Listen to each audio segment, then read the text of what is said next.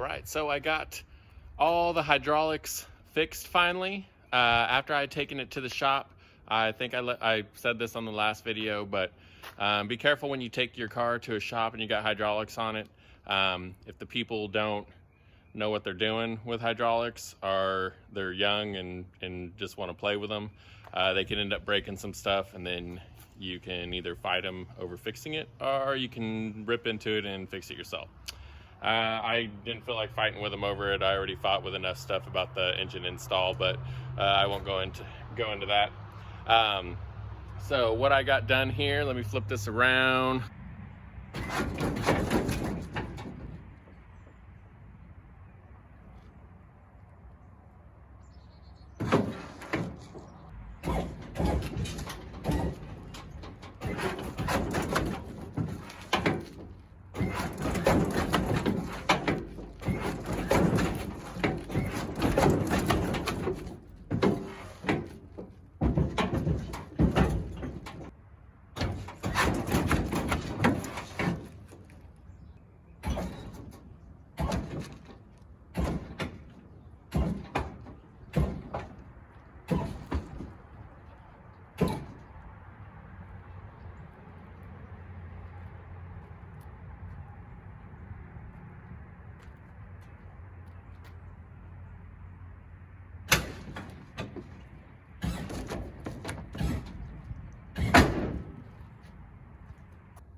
Here's the setup here. I had to change a couple things. One thing that you might notice if you've been following and you've watched the other videos, I switched this front square dump. It was pointed down like these. So I went ahead and switched that around because with the aluminum slowdowns, which this is an old school slowdown, as you can see there, the Republic zigzags, the original old ones, they are supposed to be on this side of the return, after your dump, and I had it on the other side, so it was receiving more of the pressure. And one of the things that those guys had done is they overextended the front, and with the other slowdown that I had, it blew the threads out. So luckily I had two more of these, which I didn't really want to use on this because they were, as you can see, this one hasn't been polished, and neither has the line, because I had to rebend that line, and I just wanted to make sure that everything worked right and looked right and fit right. So on this pump here, it went to the rear passenger side. What I had to do was they had broken the key that goes in between the motor and the pump head on the inside. You could tell they overextended it, thinking they're just going to hold up on the switch instead of tapping the switch. Overextended it, broke the key. I had to pull that apart and replace that key, which is kind of a pain in the butt because it's a little messy. On this one, they overextended the front, and then of course I just explained that they blew the threads out on my slowdown valve, which was partially my fault, maybe, for having the slowdown in the wrong spot. So I got 6 batteries. I went with the AMG batteries. They cost quite a bit more, the Odyssey, but from everything that I read, they are number 1 in the hydraulic industry for a deep cycle battery. You can argue about that, but anyways, everything I read said they're number 1, and they had the tops are red, so they match the car, sort of different shade of red, of course, but they look good, they work good. I have a multi-battery charger that I charged them up with once, and I've had them about a year, and so far they seem perfect. So again, that's the setup. I also forgot to mention what all's inside of them. So for the rears, they are at 4 batteries at 48 volts. From what I've read, if you're gonna do 2 pumps to the rear, which is for a 3-wheel setup, a standing 3-wheel setup, you want 48 volts, because you're gonna have 2 pumps sucking from the batteries at the same time, which will cause it to use more battery at once. So if you got 1 pump to the rear, you want to use, you can use, you're better off with 3 batteries. It'll probably raise up about the same amount of speed. I don't want it to come up too fast. I'm not trying to hop the rear end or throw the rear end around. And on the inside of them, they do have competition motors, but on the inside it's a standard number 9 pump head. The front, however, and they got the 8X squares regular duty. The front, I got the 8X Super Duty. I got a number 9 Masachi pump head.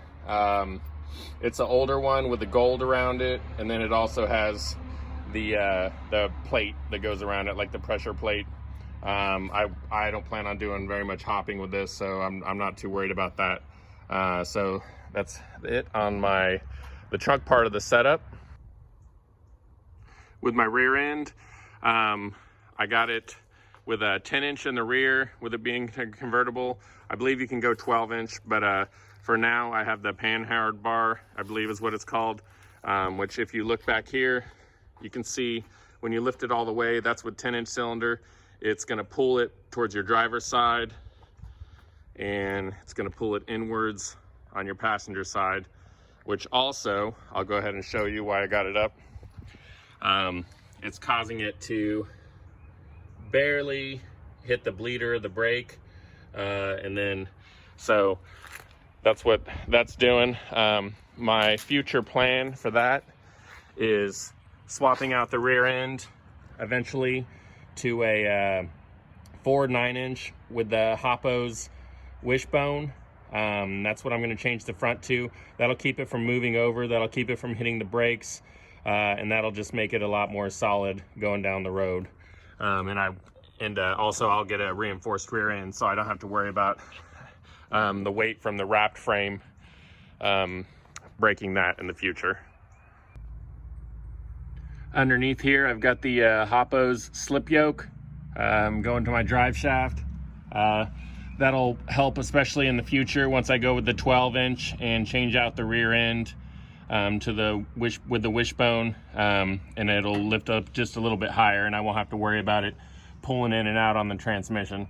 And that's what she looks like underneath the back, or underneath the car. And there's the wishbone. You'll have to excuse the mess, but I've been looking to see why my headlights, the regular headlights, the brights are working, but not the regular headlights. There's where I installed my switch panel, 4 switches. The one on the far left goes to the front. The one on the second one from that goes to the rear. And left rear pump, right rear pump for the 3-wheel. I like the way it looks. I can reach under there and tap it up.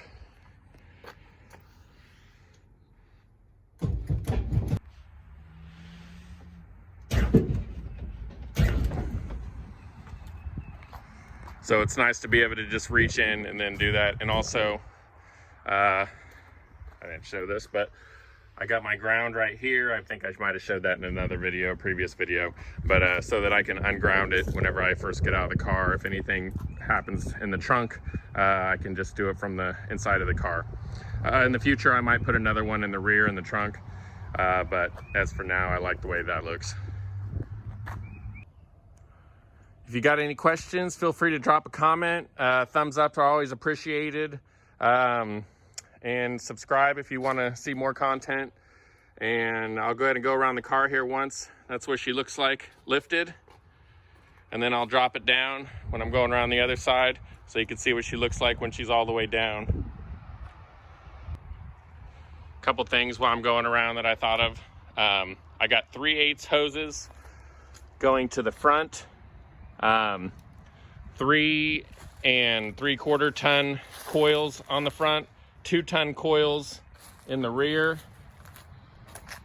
and then in the back, in the trunk, I got the 1/2-inch hard lines, a Y fitting going to the front, so 1 pump to the front with the Y underneath the plate there that's holding the pumps, the pump stand. And that's what she is. There she is right there. Get a good shot here. And I hope you enjoyed the video, and I'll see you next time.